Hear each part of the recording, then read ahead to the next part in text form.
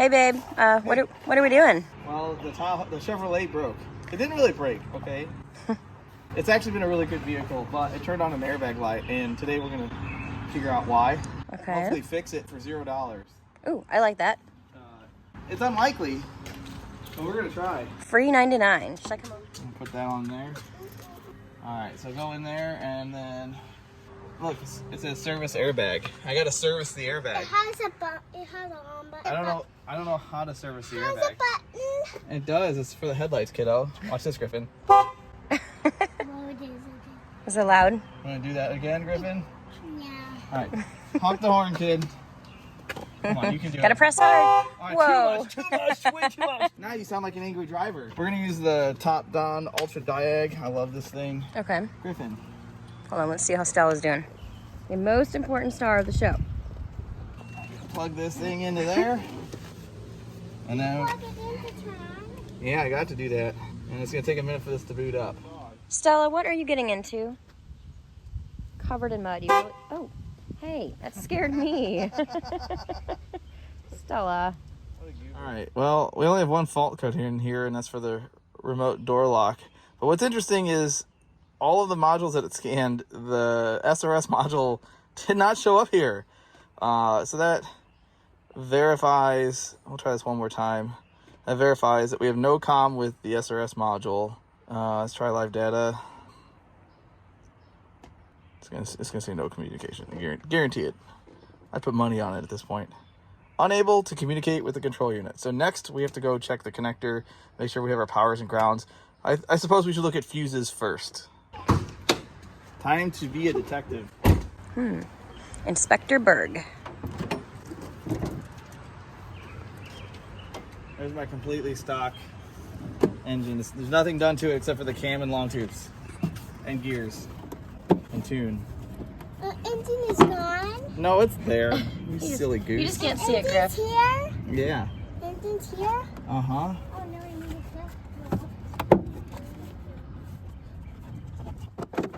Okay. We are looking for fuse 51. There's 52. Oh, there's 51. It's this one, this 15 ampere right here. So we're going to, this is voltometer. No, it's not a voltometer. It's not a real thing. It's just a, it's like I believe it. I would have believed you. I know. All right, so we key on. Got no power on this side. Uh-oh, no power to the fuse. Okay.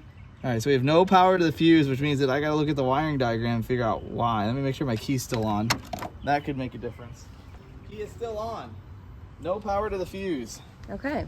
Let's just take a peek. We're just gonna look. It's like cam bearings on an LS engine. We're just gonna look. We shouldn't do this. I hope there's no mice-a-roni in here. Yeah. Please no mice.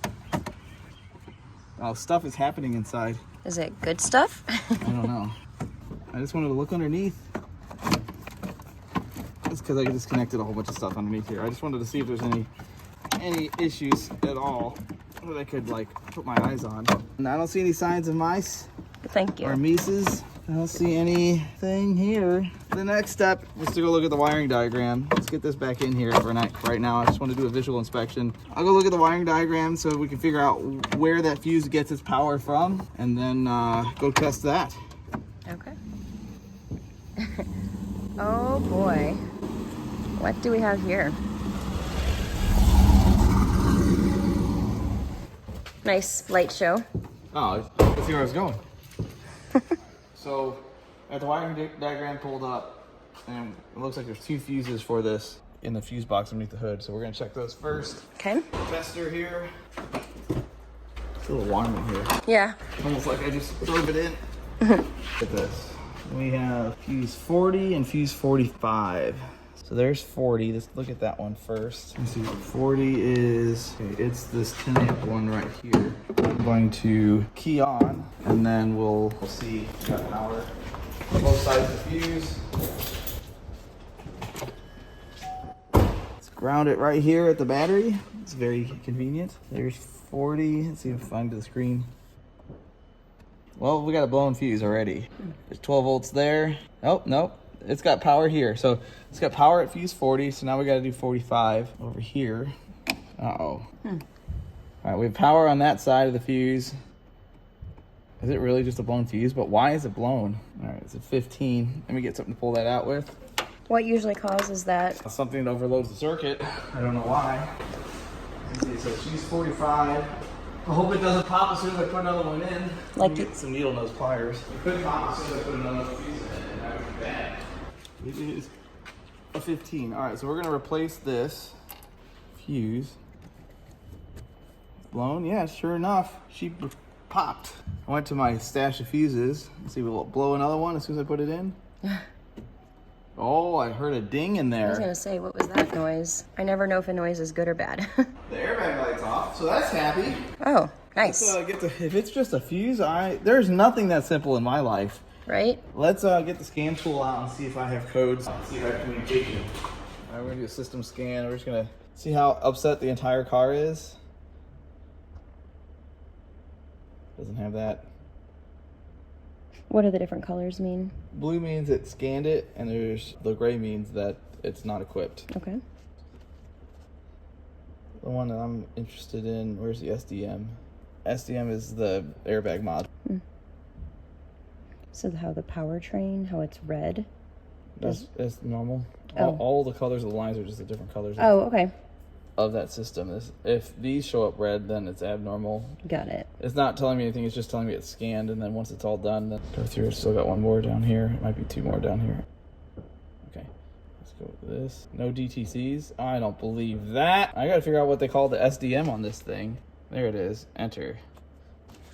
Module information. If it communicates with it, then we're fixed. Oh yeah, it's fixed. Wow. But the problem I have is, why did the fuse blow in the first place? Where is the problem? Because fuses don't just blow, they don't wear out. Let's see if there's any fault codes in a DTC display. Over time, though, isn't it Not really, no codes, but I'm communicating with it, so the fuse fixed it. That was so simple. And when I say fixed it, it's currently working the correct way. Maybe I hit a bump and some problem in the harness exists. But as far as I'm concerned, I'm gonna just keep an extra fuse with me, and I know which fuse was popped. And if it continues to pop fuses, we'll do some deeper diag, but I don't see a reason to do that. That. We'll just do some of this stuff. Okay, it doesn't like that.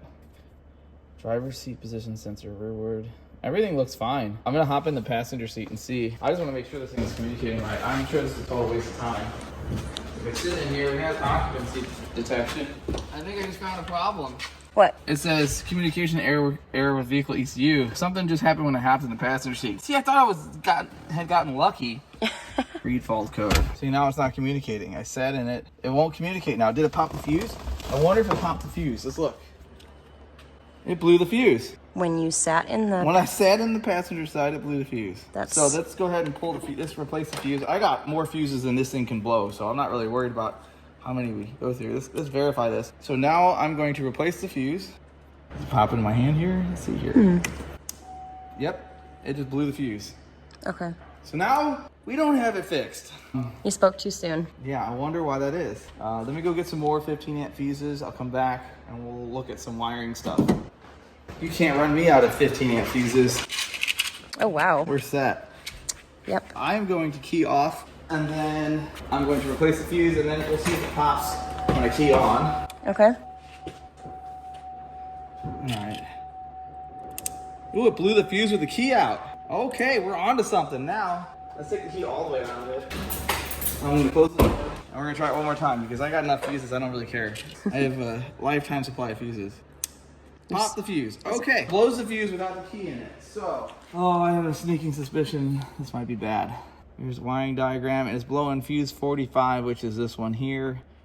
This one, I believe, is the SDM, which is the airbag module. It's underneath the driver's seat. This one and this one, I think, are... One of these is occupancy detection, and one of them... I'll have to look this up. All right, so the fuse that keeps continuously blowing is this fuse right here, fuse 45. It's a 15 amp fuse. And it looks like it powers the passenger occupancy sensor, which is under the passenger seat. And then when we go to the other diagram, I know this one also powers the SDM, or the SRS control module. And then that's the SDM right there. So that fuse feeds this one as well. So what I'm gonna do, I have an overwhelming fear that this is something I caused, because I put the seats in this thing probably like 6 years ago. maybe 7. And I had to rewire them since this is a base model truck. The PPVs never really had options. And I wired in some options and I may not have done the best job. So we're gonna go disconnect the passenger occupancy sensor and then we're going to reinstall a fuse. If it blows, we know it's not in that part of the circuit. And then we're going to do process of elimination, work our way backwards. So that's the first thing we're gonna do. I'm gonna come back here. All right, so this is my wiring job down here. I'm not gonna tell you I'm a professional at this or I did this the right way, but we're going to disconnect the passenger seat. And that's for the seat belt, I'm pretty sure. We're just gonna, actually this one might have side airbags. Does it have side airbags? I don't think I mess with the wiring on side airbags, so I think that could be the seat belt. All right, well let's disconnect that. It's already disconnected, and let's go put the fuse in and see if it pops right away. All right, let's try this. That pop? No, it did not pop. So now what we're gonna do is I'm gonna key on. Now we're gonna see if we have communication now that our fuse and that passenger seat is connected. All right, there it is. Passenger seat position sensor low. Lost communication with passenger presence detection sensor module. Yeah, because that seat is disconnected. So now I want you to focus on that fuse right there. Okay. Don't put light on it. And I'm going to plug the seat in and we're going to see if it pops fuse. Okay. Nothing? Nothing. Now the last time, remember, it was on for a while. I sat in the passenger seat. Yeah. I didn't move the seat. So Yeah, sit in it again. that's what I'm going to do. I'm going to move the seat back and sit in it. Nothing. All right, so now we're gonna clear the codes and see if it's happy. And then we're gonna look into the actual wire for that because that was clearly something that is a problem here. We're gonna clear these codes. Yes. All right, are we happy? We're happy. No trouble codes. Let's go look at the wiring diagram again. Let's see which one I think it's gonna be. We need to see pin 1. It's red with a white tracer. Let's go take a look at pin 1. I don't even know if the connector is right because I don't even remember what the seats are out of. And so what happens when you play mix and match on your Lego Chevy trucks? Pin 1, we're just gonna look for wire color and I see it. So this is the connections that I made when I was less good at working on cars. And there's red with a white. That's the one responsible for problems. And honestly, I don't think I really tampered with that. I think all I did was depin this because that's the original connector for the seat, and then I cut the connector off of the original seat because they were in really bad shape, and I repinned it with that terminal. When I had this apart, there was no corrosion or anything in there, so I'm gonna lean towards, and the ground looks good too. I'm gonna lean towards it might be Nice and clean. no, I mean the ground wire, the other side of the circuit. Come on now. I just wish it would pop a fuse again. I hate this because it could just blow a fuse at random. Part of the chassis harness has not been tampered with. Everything else is heat shrink. I don't really see anything that's like that troubling. It just doesn't look good. It functions just fine. It's better. Let me look underneath the side of it. See if I can see something. I really think the problem is in this area. Yeah, I don't see anything too crazy here. I don't love it. Don't love this kind of repair. I like being able to identify the problem and fix it and identify the solution, improve the solution, but okay, let's go back and see. Let's test power at both sides again. Yep, it's happy. Okay.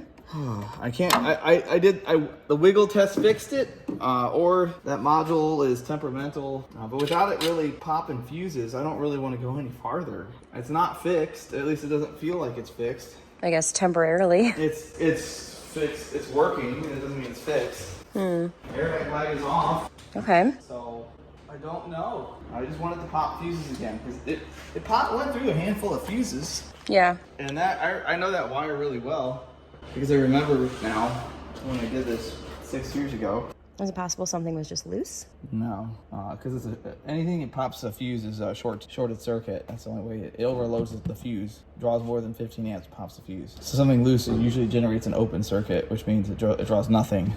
And then there would be codes for it because I could communicate with it. I hate to say I'm just gonna have to wait till it has a problem again. To be It's continued. not how I like to repair things. Yeah. I mean, I don't want to just load the parts can and throw a bunch of parts in it, waste my time. So I think I'm just going to call it. I think I'm just going to wait till it has a problem again. Well, there might be a part 2 to this saga. There might be Yeah, next time I get in the passenger seat. I mean, let me aggressively get in the truck. Okay, be aggressive. So I'm going to act like Like me when I get in a car? Or like Griffin? Oh my gosh. Is the key in there? Yeah, I'm gonna try. I'm gonna get a little more speed this time. Oh my.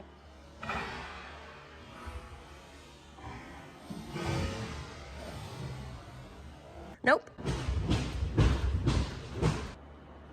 I think it's fine. It's fine. Fine. I don't know. This is how all of my broken cars are. Nothing's like, it's either a 2-second, oh, I fixed it, or That's why I think it's fixed. I don't know. That's why it's continuous, This because is why I don't work on cars for a living, because this stuff would frustrate me. Yeah. Intermittent electrical issues? Come on now. I'm just trying to. I'm gonna mess with the connector on this seat, because I think this seat also has that red and white. okay. See if we can't get it to pop fuse. No, it's fine. Okay. No airbag light on. Nope. That's nice. This is one of those kicking the can down the road type of repairs. Yeah. Because I know it's gonna come back, but it's fine. Okay. I'm ready. You got all the fuses. Yeah. So this thing also has decided that it doesn't like refrigerant anymore, and I don't know why. So it's just gonna look for some wet spots. I don't really have a lot of time to crawl around on these things anymore. So just looking at the unions.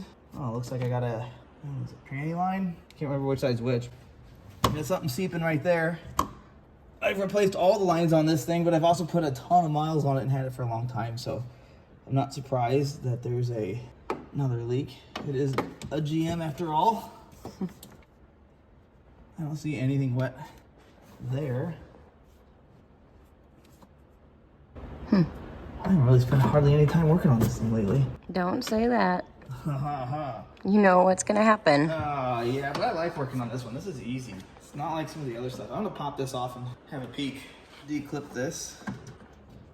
I haven't probably had this off in a few years. I looked it up the other day. I've had this thing for 9 years. Whoa. I bought it with 154,000 miles on it, and now it has like 217, 218. It's been one of the most reliable cars I've ever owned, which is why buying a newer one, because it's nicer, makes no sense. Yeah. I mean, Nicer doesn't mean better. if it's not broken, why fix it? Absolutely. You have other cars that are more exciting to have as newer ones. Yeah, I Maybe. mean, even then, this is still fun to drive. Just needs a little more power. A lot of times rocks will come through and hit the condenser, and you'll see like a wet spot around it. But pulling the front end off of this sucks because of the push bar. Oh, yeah. And even getting the grill off is a real bad time. So I just wanted to look. The thing that's weird is the condenser is bent at the bottom. I guess I never noticed that. I don't see anything bent or leaking anyway. This thing has a whole lot of surplus wiring, as I like to call it, from its glory days. When it was used. When it was actually a police truck.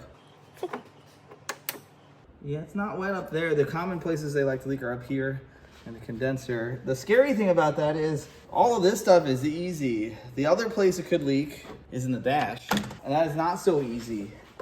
That's a really bad time. And I guess I could put some dye in it, but usually with the dirty environment this thing lives in, driving down the gravel road, and all the other stuff, that the oil when it leaks out will usually collect a bunch of dirt, and you'll see a wet spot and stuff. But I just don't see anything. So I'm gonna do what I normally do, and I'm going to recharge the Freon. Okay. And so I'll have AC for about a year.